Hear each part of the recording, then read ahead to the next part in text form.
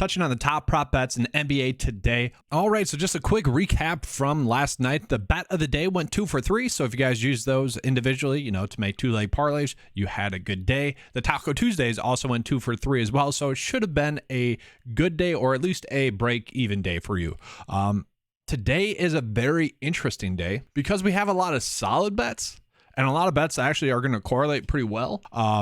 Numbers wise, projection wise, and all that stuff. But we have like a lack of like really elite plays, which is just interesting. Like, so today is going to be a lot of bets and you guys are going to decide which ones you like. Okay, I'm going to go kind of game by game as well. So let's get into it. All right, so starting with Dallas versus the Hawks, which, is going to be a fun game with Trey and Luka. Always kind of a fun game. It is projected to be a higher scoring game, and it is projected to be a close scoring game. So just looking off of that, we can kind of see that there is a path as to which we could attack this game. And so the first good bet that we are getting on paper would be Luka under 9.5 rebounds. Okay, and this is for you guys to decide. Looking at it, DK Sportsbooks has him at -135. Okay. And so this is something where if you agree with DK Sportsbook, you could easily make this bet. And this is kind of where maybe it's more of an underdog day, honestly. And I'll probably come out with another video for that, where maybe we're just doing 3-leg parlays. And obviously if it's underdog, there's a little bit better payout if you're doing 3-leggers. So it's really for you guys to decide what you want to do there. But, it'd be looking at Luka less than rebounds. And then another interesting one would be Trae Young under 9.5 assists. Okay, we can see it has been close basically every single game, but he's only gotten over that once over the last 5 games. And honestly, to me, that says he's due to go over that number, just given the fact that he has been that close. But once again, looking at what Vegas thinks he's going to be under that at -135. Okay, so 2 bets that you can run out for that game specifically. And then there is one more that I like as well. It'd be DeJounte Murray over the assists. And we can see with Murray, the last 3 games, he's been over and it's been close twice, and then against Milwaukee, 1 off. If you look at the matchups, though, they have been a little bit more difficult with Miami, Toronto, or Milwaukee, you could say. Okay, so this is a game in which is expected to be higher scoring, so you kind of expect there to be more points. Thus, there should be more assist opportunities. The thing with this bet is, I feel like this correlates pretty well with Trae Young getting under assists. If Murray is feeding Young or whoever, it's more likely that he's going to get the assist. I'll say Trae Young is having an off night shooting, then it's more likely that he's going to be having more assists than someone like Murray. Maybe Murray's the scorer. I feel like those two go hand in hand. So like looking at that game, this is a bet that you would probably or could run out. And once again, I would say on underdog, this would be a better bet. All right, so getting into New York versus Washington. This is an interesting game because it does have blowout potential. And it's not really projected to be the highest scoring game out there. So because of that, it could be a game in which you wouldn't want to attack. But Washington has been a poor defense, so I do kind of like some of the Knicks players. So Robinson is another one of those players that is favored to get the over here at -135. We can see in the last game out against Washington, he did have 10 rebounds. So really, I think it's going to be that close. It's going to be either like 9 or 10. It's going to be right in the middle there. So it's up for you guys to decide what to do with that one. It's okay. I don't love it. The next one I do decently like. Okay. And that's only going to be if the game stays close. But there is kind of one exception to that, or one flaw to this play. So Jalen Brunson over 25.5 points would be really an elite bet if RJ Barrett was out. Okay, so with RJ Barrett back, we have seen him take up some of the usage, and really the consistency that was there for both Julius Randle and a little bit of Jalen Brunson has been lost. Now, we have seen Jalen Brunson be over this number a ton. Okay, and if I pull him up on DK Sportsbook, like he has been close or near this one, a lot over his past like 8 or so games. So definitely on a hot streak. The matchup's great. Just went for 34 against Washington as well. The issue is RJ Barrett being back. Like, it wouldn't be shocking if Barrett has a good game and Brunson doesn't get there. Okay, so it's far from a lock and load, but given the matchup, it is a bet that I could still, try and chase. It is a lot of points, not perfect, but it is one that is appealing on paper. All right, so looking at Cleveland versus Memphis, another game that could potentially be a blowout and another game that isn't projected to be that high scoring. With that, it's not as appealing as some of the other games that we have, but there are some okay bets. Really just one. They're liking Evan Mobley over 15.5 points. And I couldn't decide if I agreed with it. I feel like, yeah, it makes sense. 3 straight games getting over. You like that. And sure, if I was trying to make a bet on this game, it would probably be Mobley over 15.5 points, but it does kind of feel like I'm forcing it in there. Now the next bet is going to be one of my favorite bets for the day. So looking at the Pacers versus the Thunder. Two teams that are not really good defensively. We can tell by the over and under, 239.5. That is a huge over and under. And this game is projected to stay close. So that is also highly appealing to me. This is a game in which you could probably get away with some stacks. Now, we're going to start with my favorite bet of the day. So my favorite bet is going to be Benedict Mathurin over 4.5 rebounds. We've been able to see he's been able to do that 4 out of his last 5 games, okay? And if we look at his game log, the reason why he didn't get there against Memphis was the game was a blowout. It was kind of as simple as that.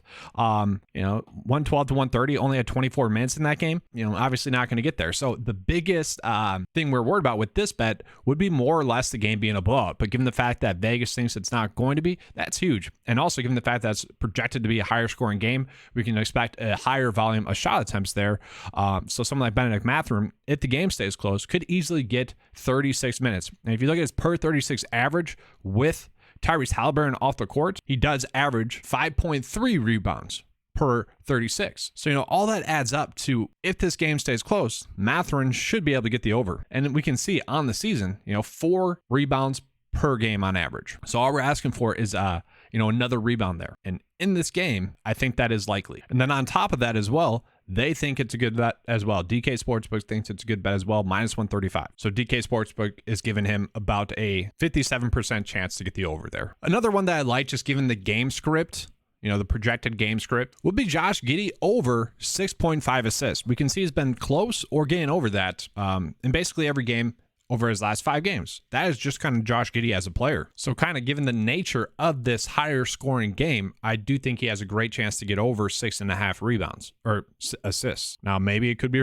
rebounds as well. I just feel like Giddey is going to be a good approach to go with on today's slate. Maybe this is an opportunity to do points, rebounds, and assists. You are more or less trying to capture a floor with that. Okay, the odds are not going to be as great for points, rebounds, and assists because there's a little bit more risk associated with the game being a blowout or whatnot. But he is someone that checks all the boxes, rebounds, assists, and points. So this could be an approach that you go with, especially if you are trying to do some sort of game stack, some sort of correlation stack. So that wouldn't be a bad approach as well. And then just looking at other NBA bets, Trey Murphy under 3.5 rebounds. We can see he's been under that now 4 out of his last 5 games. They had this set at minus 135. And just given the matchup with Miami, that would be a matchup that you're worried about. That'd be a matchup that, I can pull it up here, is probably going to be a lower scoring game, 219. Now, if it was projected to be more of a blowout, then I'd like that a little bit more. But chances are not going to get the over. Not a lock and load, but it does make some logical sense. I could see some people really liking that bet. De'Aaron Fox is an interesting one,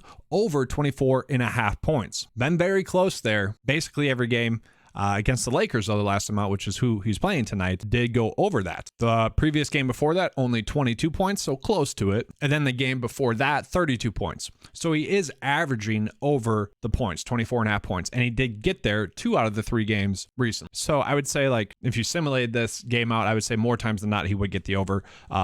DK Sportsbook has him at minus 130 to get the over. And then the next one, the final one for NBA bets, would be LaMelo Ball under 6.5 rebounds. We can just see hasn't been able to get there 4 out of the last 5 games. And the one game that he got over by 1 rebound. And sure, the matchups have been a little bit more difficult. Boston, Toronto. So, but maybe that's why he got closer, because it was more difficult. Had a few more rebounds go his way. But yeah, they're saying the under here. I would say it probably should be closer to probably 6, honestly.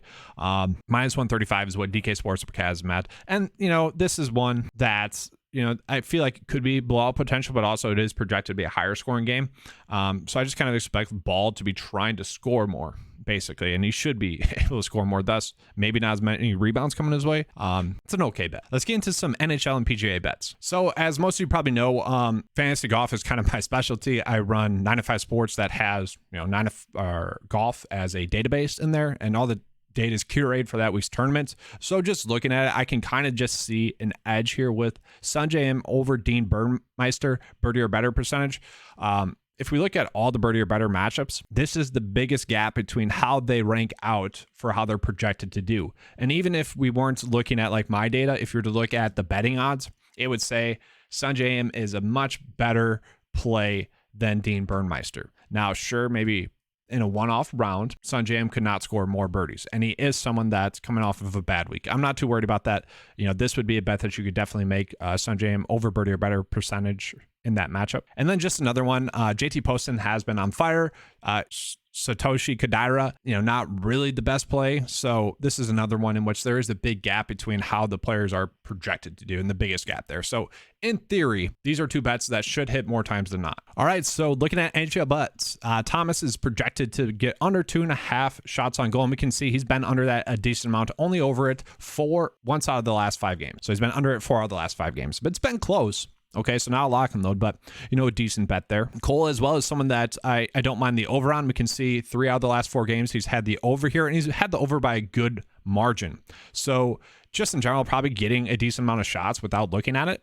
He is set at -135 to get the over, and so really it's just the shots need to be on goal. But I like the fact that we can kind of clearly see he's getting them off. It's just they need to be on goal. So I don't mind Cole there, or Kale there. Sorry, not a lock and load, but just on paper looks good as well. Another one that I don't mind getting the over 4 shots on goal. And if you were to look at it, and I think this might be the reason why we're getting the odds that we are, -135 to get the over shots on goal. And it's set at 2.5. He has been over 2.5 shots on goal for 9 straight games. But also that could very well be the reason why they're giving us this number, because eventually that is due to regress. He is just on like a hot streak in terms of shots on goal. So it wouldn't be shocking to see it go under, but at the same time, he is on a hot streak, and just something I want to call out. So on paper, the best bet that we are getting today in hockey would be Tyler under 2.5 shots on goal. And I'll show you. DK Sportsbook has him at -145 to get the under there. So they are saying that he has a 59% chance to hit the under.